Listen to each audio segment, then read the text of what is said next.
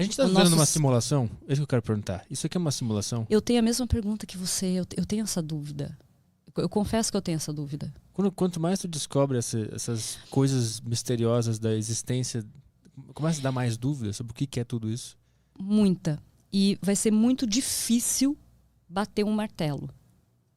Não importa se vai ser daqui a 100 anos ou daqui a 10 mil anos. Vai ser muito difícil bater um martelo.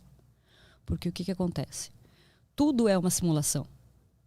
Isso aqui que a gente está vivendo, de qualquer forma, é uma simulação. Se eu te disser que você não está tocando o teu microfone, na verdade. Você é um conjunto de átomos. O microfone também. Os átomos não se encostam entre si.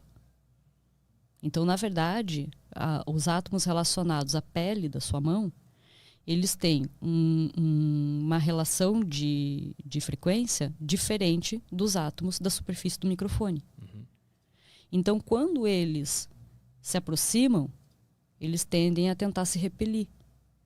E nisso, você, na verdade, é como se você tivesse um átomo do microfone, um átomo da tua mão, um átomo do microfone. E você está só suspendendo. Então, você se mistura ao microfone para poder segurar ele. Mas por que tu conclui que a gente está numa simulação por causa dessa informação aí? Porque a gente não sabe até onde a realidade vai. Você não tem como definir o que é realidade. O que você define como é a realidade? O que você está vendo? Pois é, também não sei. Mas e se você ficar cego e eu disser que tem uma batata na tua frente? E te der uma batata de plástico? Você vai sentir fria, tal, mesmo formato, e vai dizer, tá, eu tô com uma batata na mão. Sim. O que é a realidade? É o que você está ouvindo. Veja bem, é o que você está ouvindo, é o que você está sentindo, é o que você está enxergando. Só que isso é tudo uma via de entrada elétrica. Sim. Como é que você responde se o que você está vendo é real? Eu acho que não tem como. Eu vou fazer até a pergunta mais louca de todas. Quem te garante que eu sou real e que isso aqui está acontecendo? E eu também tenho isso. Direto eu tenho isso. Porque não tem como saber. Na verdade, você pode estar internado num... Sim, eu tô fantasiando. Num coma. Sim. Tem uma tese do cérebro na caixa, que é um monte de cérebro em várias caixas, imaginando tudo que está acontecendo agora. A gente não tem como, na verdade, porque o que acontece? A nossa ideia, o nosso cérebro ele faz o quê? De um lado, ele refuta tudo. E do outro lado, ele tenta encontrar a explicação para tudo. Então, toda vez que você refutar uma coisa, ele vai buscar uma explicação. Nem que seja astrológica. Espiritual, qualquer coisa assim. Então, ele sempre vai buscar uma explicação. Então, por mais que você, de repente, para você mesmo, você comprovasse que isso aqui é uma simulação, qual seria a resposta que o teu cérebro daria nisso? Porque ele ia ter que encontrar uma resposta. Porque o cérebro é programado para isso.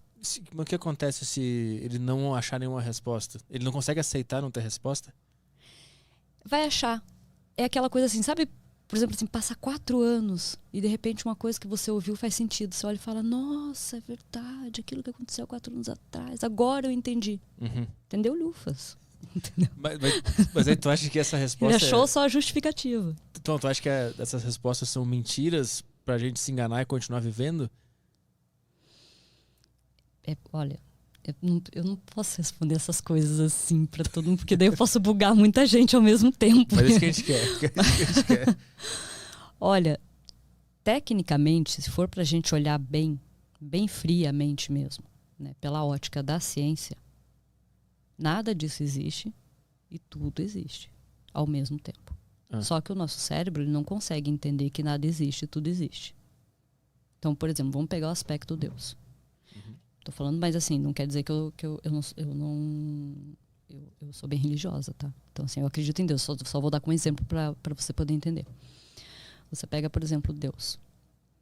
A gente sempre coloca Deus como uma figura, né? Um indivíduo. É um indivíduo, é um criador. Agora, por que Deus não pode ser tudo? Incluindo essa cortina. Mas ele é? Tudo. Sim. Absolutamente tudo. Inclusive nós. Inclusive nós. E para muitas pessoas é difícil olhar e dizer assim, tudo é Deus. Porque se tudo é Deus e você pode tacar fogo nessa cortina, então nada importa? Tu acha que acreditar que tudo é Deus diminui o nosso senso de importância? Não. É que a gente sempre tem que tomar cuidado com os bugs que a gente vai criar no nosso cérebro. Porque o cérebro também é da tela azul, não é só o Windows. E aí que é o problema. Porque assim, dependendo da história de vida que você tem e da cultura familiar, muitas vezes o que pode ser uma verdade que poderia ser libertador, pode ser muito ruim. Porque daí vai entrar em questões que estão lá armazenadas no teu subconsciente. Então tem algumas perguntas que elas têm respostas, mas essas respostas não são dadas propositalmente. Porque não se pode ter resposta. Tu tá dizendo que o nosso cérebro sabe a resposta, mas ele não nos revela a resposta, Não porque nos revela. ele vai bugar se ele nos der a resposta. Exatamente. Mas isso é muito... Porque existe uma estranho. briga muito grande entre o consciente nosso e o subconsciente. Que é aquilo que a gente fala assim, não siga sua mente, siga seu coração. A gente sempre tem essa briga, essa dualidade, ela existe desde o início dos tempos. Ela não é só uma briga hoje política entre esquerda e direita. A gente sempre teve o branco e o preto, o sim e o não, o claro e o escuro, o bem e o mal. Então, essa briga, ela tá na gente acontecendo o tempo inteiro. O nosso consciente, o nosso subconsciente, eles estão o tempo todo brigando. Porque o que acontece? O consciente é você. O subconsciente é a tua máquina. O teu cérebro não tem ideia de quem você é.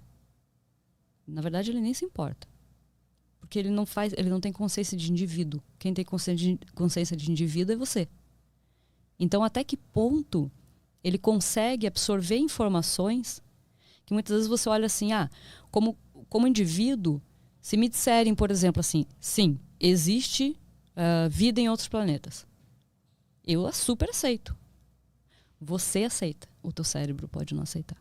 Sim. E é ali que é o problema. Por isso que o ignorante ele é mais feliz.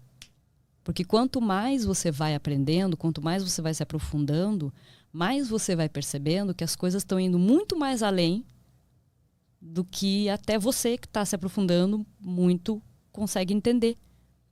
Porque é muito fora. E é muito difícil. Quando você pega, por exemplo, todo mundo que estuda neuroengenharia, tem um entendimento do cérebro num nível mais profundo. Até a gente, se a gente para e não dá uma respirada, e sei lá, não faz um mantra, não ora, não vai fazer uma trilha, alguma coisa assim, pira.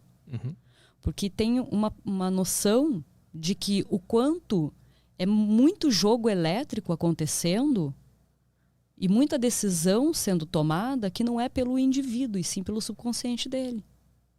Mas quem é esse cara que consegue observar tudo isso que está acontecendo no próprio cérebro? É o próprio cérebro? Como assim? Eu não entendi a pergunta. Como é que tu consegue... Tu disse assim, quanto mais eu estudo o cérebro, para resumir, mais eu entendo o quão misterioso é tudo isso, mais difícil ficar bem com tantas informações. Vai se tendendo ao caos tudo. Quanto mais sabe, mais complicado fica, né? É porque vão gerando mais perguntas. Isso, e tu começa Mais a analisar dúvidas. muito e ter dúvida de tudo. Mas quem é essa pessoa que está observando tudo isso? Se não o próprio cérebro? O cérebro ele não observa, o cérebro ele só faz equações. O cérebro trabalha com estímulos elétricos, que vão gerar estímulos neuroquímicos. Toda essa parte neuroquímica pode gerar, que é o que vai acontecer depois, de te dar ou um ataque de pânico, ou uma depressão, ou ansiedade. E é isso que acaba acontecendo. O cérebro ele começa a juntar, por exemplo, lembra que eu falei 2 mais 2, 4? E daí, de repente, ele olha e fala assim, putz, mas 2 mais 2, 4, mas... Cara, mas eu acho que pode dar 4.1. Não, mas não pode dar 4.1, porque 2 mais 2 são 4. Como é que tá dando 4.1? Aí que começa, entendeu? Porque daí o que acontece? O indivíduo não tem como ele controlar, enquanto ele não tiver controle sobre a máquina. Porque o que acaba acontecendo? O cérebro está trabalhando com impulso elétrico. Então ele vai fazer os disparos enlouquecidamente. Automático. Sim, porque ele vai ficar tentando procurar no banco de dados as respostas, no ambiente externo as respostas, nas experiências de vida, em tudo. Ele vai tentar... Porque imagina que 94% do que acontece na tua vida você não tem ciência. Você tem ciência de 6%. Isso é um dado.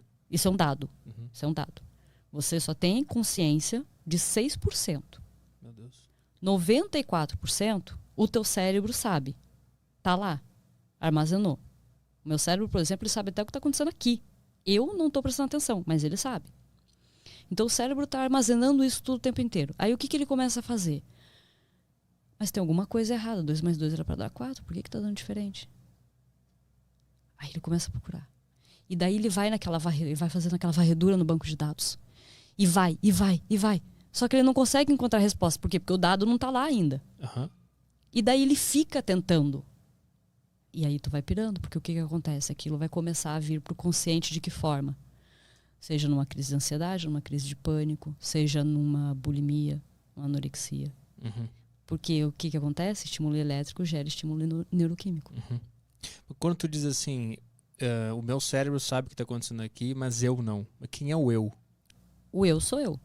A minha consciência. Eu hoje, o meu eu é a Michele. Então é a minha consciência. Eu tenho a minha consciência de ser como Michele. Mas ela não é... Ela não depende do teu subconsciente que criou essa imagem da Michele também? Ela está dependendo até o momento que você liberta. Como assim liberta? Porque é aí que você tem que dominar a tua máquina. Porque isso é uma máquina. Como que domina essa máquina? Aí você tem que fazer bastante estudo. Aí vai pegar aquela coisa assim. De um lado, pode dizer, por exemplo, através de meditação. Outro fala, por exemplo, através de treinamentos. O outro, de repente, fala através de cursos de espiritualidade. Então, cada um é de acordo... E tem gente que é de acordo com a ciência. Eu, por exemplo, sempre falo para todo mundo. Eu encontrei a minha espiritualidade e a minha certeza da existência de Deus na ciência. Como isso? Porque, para mim, passou a ser impossível desacreditar que tudo é só um mero caos. Não tem como tudo ser somente o caos. Chega a ser ridículo a gente pensar que a nossa existência é fruto de um mero acaso, de que alguma coisa só deu certo na composição química, numa sorte que teve de cair um asteroide na Terra com água, entendeu? Uhum. Para mim se tornou impossível começar a olhar para esse lado. Mas eu não vejo Deus como um indivíduo. Claro. Uhum. É o que acaba diferindo muito a minha consciência de Deus do que as religiões têm a consciência de Deus. Uhum. Porque eu não vejo Deus como um indivíduo, mas sim uma consciência inteligente total. E que tem que ter, porque não tem... você pega... A gente só consegue explicar as coisas através de equações. Você só explica o universo através de equações. Só explica a existência de vida através de equações. A equação é a maior prova de inteligência. Isso que eu ia perguntar, tu acha que a matemática é a prova de que Deus existe? É a maior prova. Você não consegue fazer engenharia reversa em nada sem utilizar a equação.